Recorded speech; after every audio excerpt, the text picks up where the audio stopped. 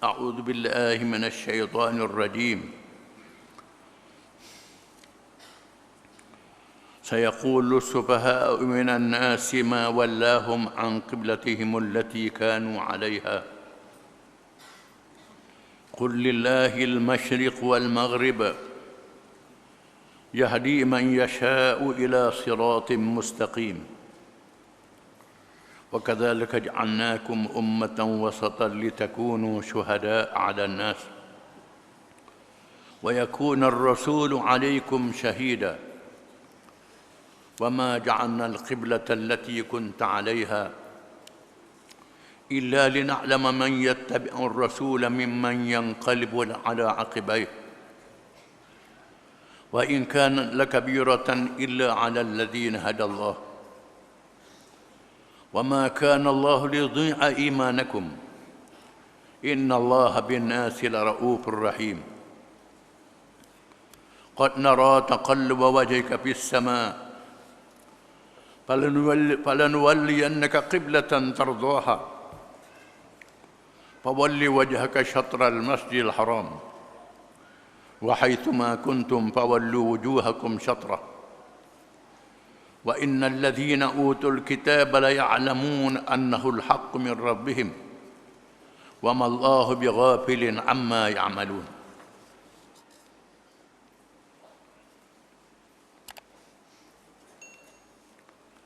Maksudnya orang-orang bodoh yang kurang akal pertimbangannya akan berkata, apa sebabnya yang menjadikan orang-orang Islam berpaling dari kiblat yang mereka menghadapnya selama ini? Katakanlah wahai Muhammad sallallahu alaihi wasallam, timur dan barat adalah kepunyaan Allah.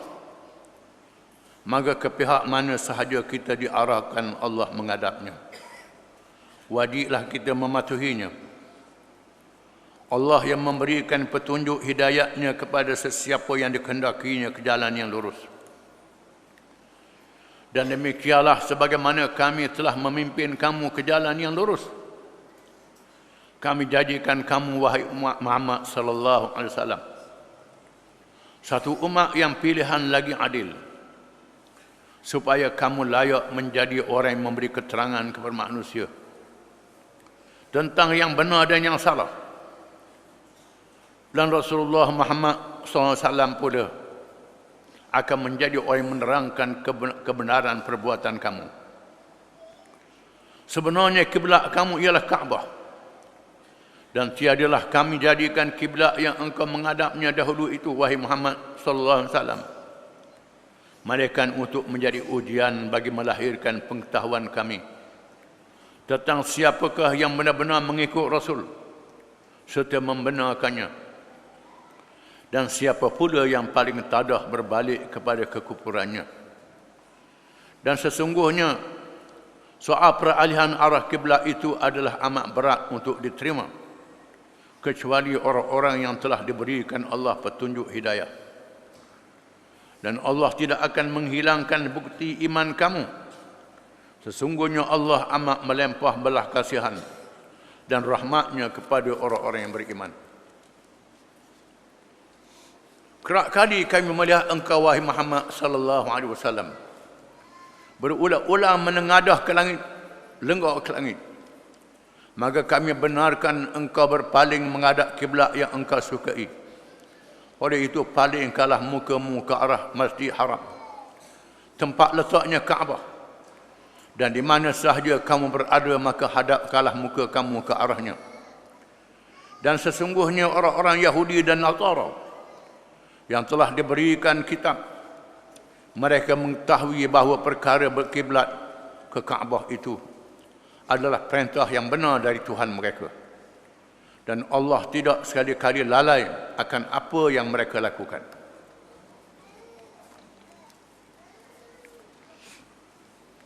Ayat yang kita baca ini wahyu yang diturunkan di Madinah kepada Nabi sallallahu alaihi wasallam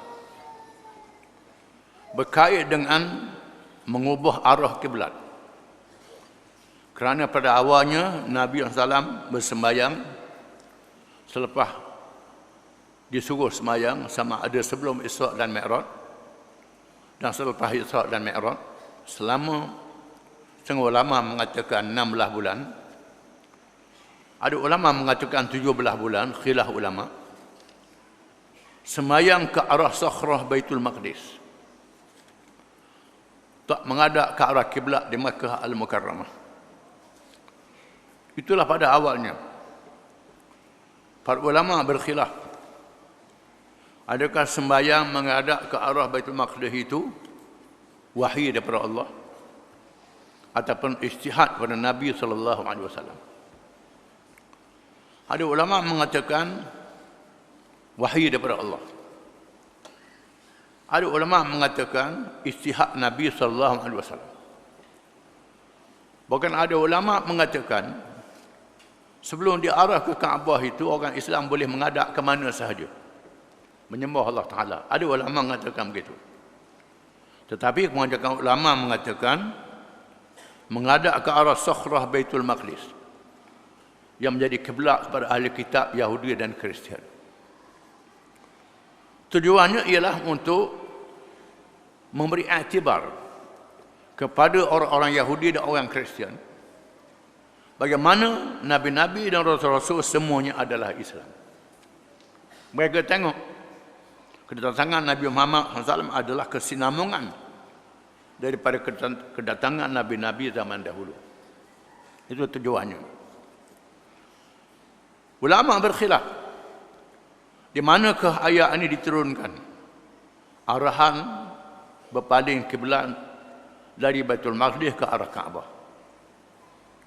Kebanyakan ulama mengatakan diturunkan di waktu malam, bukan masa semayang. Al-Bukhari meriwayatkan, ulama lain juga ada meriwayatkan bagaimana Nabi berkhutbah di Masjid Madinah, memberitahu bahawa Allah menurunkan ayat perintah mengubah kiblat ke arah Baitullahil Haram di Makkah Al-Mukarramah. Lalu seorang sahabat yang mendengar ajak kawan dia semayang dulu, pitah, semayang sunat, biar kita jadi orang yang pertama. Ini satu riwayat. Kemudian mengatakan bahawa sebaik saja diarahkan sembahyang ke Kaabah, mereka pergi ke Quba. Ada ulama mengatakan pergi ke tempat yang lain di Madinah, memberitahu rakan-rakan mereka yang sedang bersembahyang menghadap ke Baitul Maqdis supaya paling ke arah Kaabah. Allah Ta'ala menurunkan ayat menghadap ke arah Kaabah. Lalu mereka tengah sembahyang. Ada ulama mengatakan tengah sembahyang Zuhur, ada ulama mengatakan tengah sembahyang Asar. Ada ulama mengatakan Masjid Quba tengah sembahyang subuh. Tengah sembahyang subuh.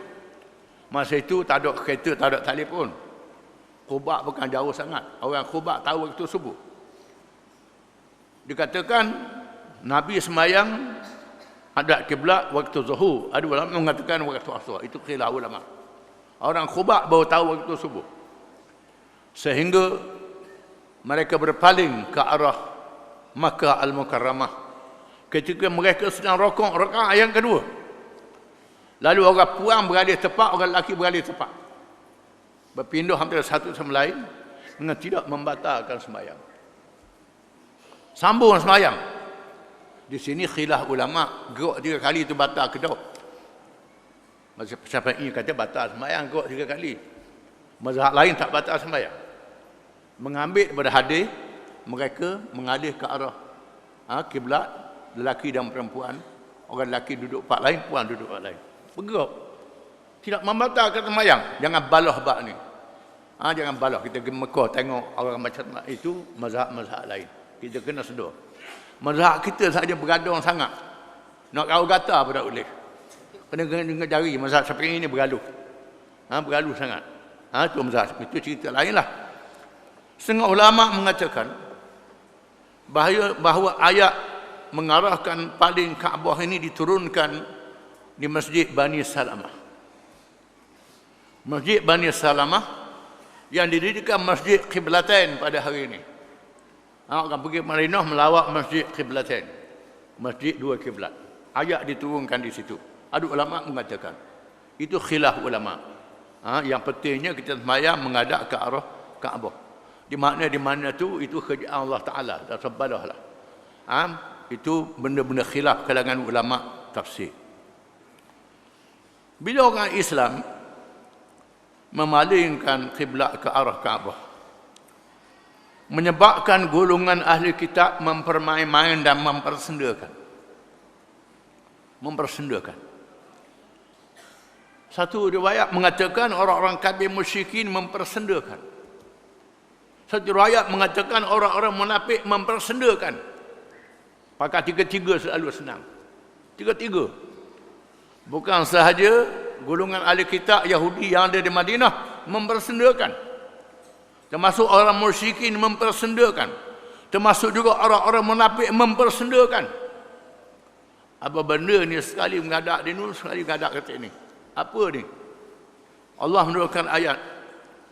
Sayaqulu sufaha'u minan nasi ma wallahum an qiblatihim allati kanu 'alaiha. Akan bercakap bagi orang-orang yang bodoh di kalangan manusia. Allah Taala kata orang bodoh. Walaupun mereka ni ahli kitab. Ahli kitab ni ustaz. Ahli kitab ni ustaz. Orang yang reti kitab. Walaupun reti kitab tapi bodoh. Ada juga begitu. Reti kitab tapi nak lawan wahyu Allah Taala. Kalau ada je ni ustaz bodoh ni. Sayaqulu sufaha'u minan nas, akan berkatalah mereka yang bodoh-bodoh di kalangan manusia, golongan ahli kitab. Golongan yang tahu kitab Taurat dan Injil. Begitulah juga kalau ada orang yang tahu Quran tapi lawan Islam. Samalah mereka mempermainkan. Ma wallahum an qiblatihim allati kanu 'alaiha. Apakah yang menyebabkan mereka mengubah kiblat yang mereka menghadap dahulu? Dulu hadap ke Baitul Maqdis, ni hadap ke Mekah pula. Kita menyaksikan Quran melaporkan kepada kita bagaimana Allah menugaskan Ibrahim alaihissalam dan puteranya Ismail yang dilahirkan di Baitul Maqdis berhijrah ke Mekah. Allah Ta'ala suruh Ibrahim bawa anak dia Ismail yang masih kecil dengan ibu Ismail Hajar, diletakkan di Mekah. Setelah Ismail membesar, diuji, disembelih. Allah Ta'ala nak uji keimanan keluarga ini. Bagaimana serah diri pada Allah Ta'ala. Mereka sanggup buat, dibatalkan, dinasahkan perintah itu. Hanya ujian daripada Allah sejauh mana mereka Islam. Mereka serah diri pada Allah. Selepas itu Allah Ta'ala suruh membina Kaabah. Ibrahim dan Ismail, dua beranak ini membina Kaabah. Kaabah yang dibina inilah menjadi kiblat kepada umat akhir zaman, Muhammad sallallahu alaihi wasallam. Ibrahim adalah Abul Anbiya, bapa nabi-nabi. Dipuji oleh orang Yahudi dan orang Kristian. Kita panggil Ibrahim, mereka panggil Abraham. Orang Hindu panggil Brahma. Orang Hindu kata Brahma. Itu Ibrahim. Orang Hindu kata Tuhan, kita kata Nabi. Ibrahim dipuji oleh penganut agama kitab dan agama musyrikin. Ibrahim alaihissalam yang membina Kaabah sejak ribu-ribu tahun. Rupanya Kaabah ini jadi kiblat kepada Nabi akhir zaman dan umatnya di akhir zaman. Allah Ta'ala mengatakan, Qul lillahil masyriq wal maghrib. Katakanlah wahai Muhammad sallallahu alaihi wasallam, timur dan barat itu kepunyaan Allah. Timur dan barat kepunyaan Allah Subhanahu wa taala. Allah Taala boleh mengarahkan kita menghadap ke mana saja. Ke timur, ke barat, semuanya kita menghadap Tuhan. Dalam akidah kita belajar Tuhan itu tak ada tepat, tak tahu timur, barat, utara, selatan. Allah Maha Besar. Kita kena sedar bumi tempat kita berpijak ini lebih halus pada pasir yang halus dibandingkan dengan seluruh alam ini di bawah kekuasaan Allah Subhanahu wa taala. Kita menghadap ke timur dan barat, menghadap Allah Taala. Allah Taala tidak ada bandingan dan tandingan. Tak nak mikir tentang Allah Taala. Nak fikir tentang elektrik pun dia takut nak fikir. Macam mana tenaga elektrik boleh jadi. Tentang diri kita sendiri. Wafi anfusikum afala tubsirun. Pada diri kamu sendiri bagaimana? Kamu tidak tengok diri kamu sendiri. Mata boleh melihat, telinga boleh mendengar, mulut boleh bercakap. Menakjubkan. Allah Ta'ala kita tak mampu nak fikir. Qul lillahil masyriq wal maghrib. Katakanlah wahai Muhammad sallallahu alaihi wasallam, timur dan barat itu kepunyaan Allah. Ikutlah Allah Ta'ala suruh hadap ke mana pun. Yahdi man yasha'u ila siratim mustaqim. Allah itu memberi petunjuk kepada sesiapa yang dikehendaki kepada as-siratal mustaqim. Jalan yang betul. Yang kita minta ihdinas siratal mustaqim. Tunjukkanlah kami jalan yang betul. Tiap-tiap rakaat semayang kita minta ihdinas siratal mustaqim. Hanya mereka yang Allah pilih saja ikut as-siratal mustaqim, jalan yang betul. Allah Ta'ala tak pilih, sesatlah orang itu. Allah Ta'ala pilih mereka yang benar-benar memperambakan diri kepada Allah. Orang yang sombong macam iblis walaupun cerdik bijak, berasa dia cerdik bijak, sombong takabur, begitulah manusia yang cerdik yang bijak, sombong takabur, tak merendah diri, tak layak mendapat hidayah daripada Allah. Dia alim ke dia apa sekalipun tak dapat hidayah. Walaupun mereka kenal Nabi Muhammad sallallahu alaihi wasallam, tengok dengan mata hidung dia Nabi Muhammad masih hidup, macam Abu Jahal dan lain-lain, bukan calang-calang orang. Tengok Nabi cerdik belaka tu, tapi sombong, takabur, tak dapat hidayah. Walaupun orang tu bodoh, tawaduk, dapat hidayah daripada Allah. Iblis tengok syurga neraka boleh bercakap dengan Allah Ta'ala, tak dapat hidayah, jadi kafir.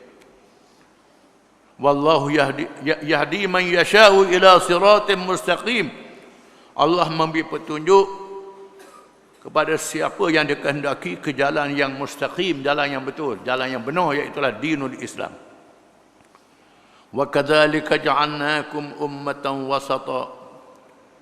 Dan begitulah kami jadikan kamu wahai umat Muhammad sallallahu alaihi wasallam ummatan wasata, umat yang wasata. Wasata dengan makna, asal makna wasata di tengah-tengah umat yang lain. Umat yang lain memerhati kamu, melihat kamu. Kamu adalah contoh dan tuladan. Contoh apa? Tuladan yang baik. Umat yang adil, umat yang baik. Di zaman dahulu, orang kafir tengok orang Islam masuk Islam. Zaman ni orang kafir tengok orang Islam lugar. Pasal apa tak ikut Islam? Ini kelemahan kita. Yang penting umat Islam ni ummatan wasata, umat yang wasatiyah. Banyak orang bercakap wasatiyah ni, bercakap saja je, tapi tak ikut Islam. Yang ikut Islam, benar-benar ikut Islam, sehingga orang kafir tertarik. Jadi contoh dan teladan kepada orang kafir, menyebabkan mereka masuk Islam.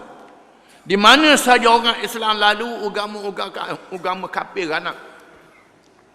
Kita menyaksikan orang Islam zaman dulu daripada Mekah, Madinah, lalu jalan sutera Asia Tengah sampai ke negeri China. Seluruh penduduk Asia Tengah masuk Islam. Tinggal sikit yang tak masuk Islam. Masuk ke Asia Tenggara, alam Melayu ni. Sehingga penduduk alam Melayu yang agama Hindu, Buddha masuk Islam. Kita hari ni sikit je orang masuk Islam.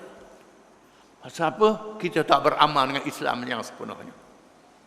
Tak ikut Islam sepenuhnya. Orang kafir sangat takut kita orang Islam ni ikut ajaran Islam. Dengan sebab itu dia takut sangat bila sebab dengan rotang pun dia takut. Padahal sebab tu bukan sakit sangat. Untuk mengajar saja, hak dia sebab macam nak mati. Kenapa? Takut orang kafir terpengaruh dengan orang Islam. Ini bila dilihat sebatan Islam ini tidak mencederakan, menginsafkan, menyebabkan orang kafir masuk Islam. Orang kafir terima Islam. Ini yang sebenarnya. Bukan kerana sebatan Islam itu zalim. Tidak. Tidak. Sebatan mereka zalim. Bila sebab di penjara tu pecah kulit sampai ke isi, sampai ke orak.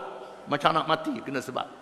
Sebab Islam ni tak sakit, memalukan, tak mencederakan, menginsafkan, menyebabkan orang kafir akan pilih umat Islam, akan ikut Islam. Ini ummatan wasata, umat yang berada di tengah-tengah, yang disaksikan oleh orang lain, menyebabkan mereka masuk Islam. Ini yang menakutkan sebenarnya, yang membimbangkan sebenarnya. Litakunu syuhada'a 'alan nas, supaya umat Islam menjadi saksi kepada seluruh manusia, menjadi saksi di atas dunia, saksi yang adil, yang disaksikan oleh manusia untuk jadi contoh dan teladan, jadi model mengikut perkataan hari ini. Ataupun jadi saksi pada hari kiamat, menyampaikan kepada Allah bahawa nabi-nabi dan rasul-rasul telah menyampaikan ajaran mereka. Ini keistimewaan umat Islam, menjadi saksi pada hari kiamat. Wa yakuna ar-rasulu 'alaikum syahida, di mana Rasulullah SAW menjadi saksi kepada kamu. Rasulullah jadi saksi kepada kamu dengan syarat kita ikut Rasulullah SAW. Kita ikut sungguh Rasulullah SAW. Kita melaksanakan Islam dengan bijak, dengan pandai, setelah kita mendapat kekuasaan. Jangan tak dapat kekuasaan nak laksana dulu. Tidak. Kita dapat kekuasaan yang sepenuhnya. Sebuah negara yang berdaulat, jangan negara yang tidak berdaulat. Kita tak berdaulat lagi sekadar kemampuan-kemampuan yang ada pada kita. Bila dapat kuasa sepenuhnya, baru laksanakan sepenuhnya. Selagi tak dapat kuasa sepenuhnya, kita kena berjuang sehingga dapat kuasa sepenuhnya. Dapat kuasa sepenuhnya. Hari ini yang boleh laksanakan kita sikit, Kelantan sikit, Aceh sikit. Aceh lebih pada kita boleh melaksanakan. Boleh sebab sampai 100 sebatan. Dia sebab 100 sebatan. Sebab doktor tengok dulu tahan ke tak. Tahan sebab pula. Sebab untuk mengajar dan mendidik, sehingga seorang yang kurus yang melakukan kesalahan dia sebab 100 kali, lalu sahabat kita, wahai Rasulullah, dia ni kurus, kalau pinyak dia kena tulang selalu. Nabi kata, ambil ranting 10 bilok. Bekas ranting itu pukul sekali je, Nabi kata. Mereka yang usul. Ini sebatan dalam Islam. Orang kafir tahu ke tak? Tak tahu. Kadang-kadang dia tahu sengaja je. Dia sengaja takut orang tengok Islam ni model. Kita balik pada qiblat. Wa ma ja'alna al-qiblata allati kunta 'alayha illa lina'lama man yattabi'u ar-rasula mimman yanqalibu 'ala 'aqibai. Dan tidaklah kami jadikan kiblat yang engkau berada di atasnya, kiblat Baitul Maqdis, pada awalnya disaksikan oleh golongan ahli kitab. Bagaimana orang Islam adalah juga Islam macam Nabi zaman dahulu. Kemudian Allah Ta'ala ubah kiblat ke Kaabah untuk Allah Ta'ala mengetahui setelah diuji manusia siapa yang ikut Rasul yang dipilih oleh Allah, dan siapa yang berpusing akal fikirannya, tak mau ikut Rasul, pakai ikut hawa nafsu mereka. Wa in kanat lakabiratan illa 'ala alladhina hadallah, sekalipun dia satu perkara yang besar, perkara yang sukar, melainkan kepada mereka yang diberi hidayah oleh Allah Subhanahu wa taala. Orang yang Allah Taala beri hidayah, dia ikut apa saja Allah Taala perintah. Allah Ta'ala suruh hadap ke mana? Hadap. Ini perintah Allah Ta'ala. Kepunyaan Allah. Bukan kepunyaan Nabi Muhammad SAW. Tapi orang tak reti, mereka persoalkan. Wa ma kana Allah liyudhi'a imanakum. Allah Ta'ala tidak mensia-siakan iman kamu. Kerana ada orang yang mempersoalkan. Orang mati dulu macam mana? Orang mati hak berhadap ke Baitul Maqdis dan hadap ke Kaabah. Ini dalam zaman ini ada juga. Soalan-soalan macam ni. Dah orang hak hadap ke Baitul Maqdis dulu, sesat lah. Sesat. Hak hadap Kaabah je betul. Orang mati zaman dulu macam mana? Soalan yang sama dengan soalan Fir'aun pada Nabi Musa AS. Soalan yang sama macam zaman Lenin. Orang hak dulu pada kita macam mana? Hak dah ikut Islam zaman Lenin. Hak mati zaman orang putih dulu macam mana? Macam mana? Ini soalan-soalan yang sama, soalan macam ni. Allah Ta'ala kata, wa ma kana yudhi'a imanakum. Allah Ta'ala tidak mensia-siakan iman kamu.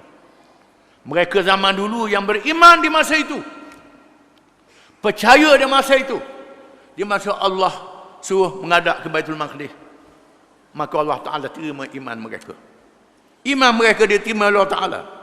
Innallaha bin nasi laraufur rahim. Sesungguhnya Allah itu terhadap manusia sangat penyayang, sangat pengasih, sangat penyantun. Semua yang Allah Ta'ala buat itu rahmat daripada Allah Ta'ala. Sama ada hukuman yang lembut, hukuman yang keras, semuanya rahmat daripada Allah Ta'ala. Ada juga orang dia rahmatan lil alamin. Hukum-hukum hudud ni tak boleh pakai Allah rahmat. Tinggal hukum hudud pakai hukum al-kafir. Kena rahmatan lil alamin, jadah dia. Apa ini? Allah Ta'ala suruh Ibrahim sembelih anak dia, rahmatan, rahmat. Allah Ta'ala suruh sebat, rahmat. Allah Ta'ala suruh apa saja, rahmat daripada Allah Ta'ala. Kalau mereka boleh mengatakan bahawa doktor yang suruh kerak orang sakit kecil manis, kerak kaki dia, rahmat pada orang itu. Dia boleh kata begitu, nak selamatkan nyawa dia.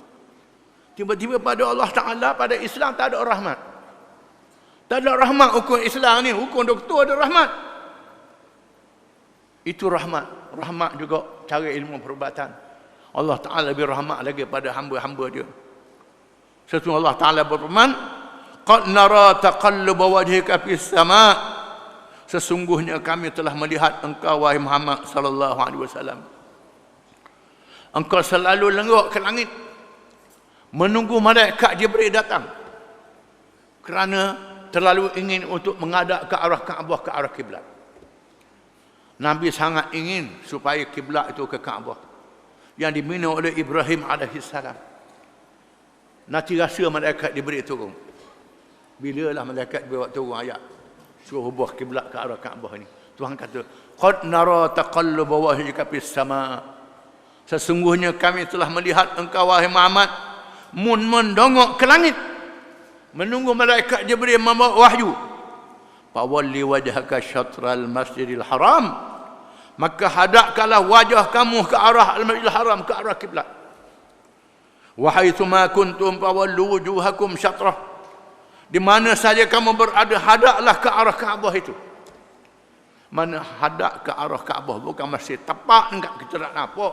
Tak nampak Baitullah duduk kat mana. Ikut arah dia sajalah, anggo-anggo ijtihad. Anggo ijtihad. Di sini terdapat kekhilafan ulama. Nak semayang, mata tengok ke mana? Mengikut Syafi'i, mengikut Abu Hanifah, mengikut Ahmad bin Hanbal, tengok ke tempat sujud. Tengok ke tempat sujud. Imam Malik kata tengok depan. Ini ulama balah pula. Dasar balah lah tengok atas hadap kiblat sudah. Tetapi jumhur ulama mengatakan kalau kita semayang lain berkat tak nampak Kaabah, tengok di tempat sujud. Tengok tempat sujud, itu lebih khusyuk, lebih apa? Imam Malik kata tengok depan. Bukan mesti tengok tempat sujud. Kerana ayat mengatakan fawalli wajhaka syatral masjidil haram, hadap muka ke arah Masjidil Haram. Itu mendapat Imam Malik. Itu khilaf kalangan ulama-ulama mazhab. Wa haitsuma kuntum fawallu wujuhakum syatrah. Di mana saja kamu berada, hadap muka kamu ke arah Kaabah itu. Wa innal ladzina utul kitab. Kadang-kadang ulama-ulama kalau dia tahu mengikut hisab. Mengikut hisab pada hari bulan sekian-sekian. Hari bulan sekian, waktu asar pukul sekian-sekian, matahari betul-betul di atas Kaabah. Dia ada hari bulan. Orang belajar palak. Matahari betul-betul di arah Kaabah. Yang sebab itu pada hari itu kena jabat agama dia mengikut ilmu falak. Pada hari itu bayang betul-betul ke arah Kaabah. Kita boleh betul kiblat pada masa hari itu. Tengok. Ini orang mengaji falak, dia tahu matahari berapa darjah daripada paras bumi. Pada waktu itu matahari duduk betul-betul di atas Kaabah dan boleh menghala kiblat ke arah itu. Ada juga kampung di Malaysia ni. Oleh kerana kiblat orang tua-tua zaman dulu gitulah. Kita royak ilmu palak kena adab sini salah. Dak dari pagar orang tua juga. Ini jenis dak pakar ni. Ilmu palak boleh pakar. Boleh pakar ilmu palak ni. Dia mengaji tentang kedudukan matahari arah kiblat. Ini boleh pakai ilmu palok tak ini salah. Ada satu pula di Hindia Barat. Pula Hindia Barat ni dekat Amerika pula. Di situ orang Arab pun ada, orang Indonesia pun ada di situ. Orang Indonesia, Belanda bawa, dia jajahan Belanda. Orang Arab pun ada. Baloh kiblat. Orang Islam Indonesia kata kiblat tak jatuh. Orang Arab kata dok tak naik. Jadi orang Arab adab tak naik, orang Indonesia adab tak jatuh. Baloh kiblat. Hak ni adab tak naik tak jatuh. Kerana duduk di pulau mereka ni sudah berada di barat, kiblatnya jadi dia tak naik. Berubah begitu. Ini kena dalam ilmu palok. Ilmu palok ni termasuk ilmu fardu kifayah. Fardu kifayah. Dan sebab itu ada setengah masjid itu bila tahu arah kiblat terpaksa ubah. Orang tua zaman dulu silap. Kerana masa itu pakai anggur. Sekarang ni sudah ada kajian palok. Boleh pakai ilmu palok ni. Termasuk dalam fardu kifayah yang kena ada orang Islam yang pandai. Tengok anak bulan begitu juga. Kalau sekiranya anak bulan tu dekat dengan matahari sangat, masa dia naik anak bulan tu dengan jatuh matahari tu dekat sangat, menyebabkan tak boleh nampak anak bulan tu. Mengikut istilahnya tak masuk bulan Ramadan, tak masuk bulan Syawal lagi. Kena pakai palok ni, kena pakai juga. Ada tak mengikut, nak pakai hukum akal. Hukum akal jadi khekak. Hukum akal jadi khekak. Jadi ilmu ni kita kena pakai. Tengok mata juga. Kadang-kadang ilmu ni kita boleh pakai. Wa innal ladzina utul kitab la ya'lamuna annahu al-haqqu min rabbihim. Dan sesungguhnya mereka yang memerdeka itu, mereka yang punya kitab, iaitu dari Yahudi dan Nasrani yang ada kitab Taurat dan Injil, mereka sangat mengetahui annahu al-haqqu min rabbihim, itu adalah kebenaran dari Tuhan mereka. Mereka tahu kerana cerita Nabi Muhammad SAW disebut dalam kitab Taurat dan Injil. Nabi-nabi mereka beritahu, tapi sengaja. Wa mallahu bighafilin amma ya'malun, dan Allah tidak lalai daripada apa yang mereka itu amalkan. Allah Ta'ala tak lalai. Allah nak tipu Allah Ta'ala tak boleh. Allah Ta'ala tahu. Kesesatan, penyelewengan ahli kitabnya Allah Ta'ala tahu. Al-maghdubi alaihim ad-dhalim. Dan sebab itu mereka dimurka oleh Allah. Mereka adalah kalangan yang sesat.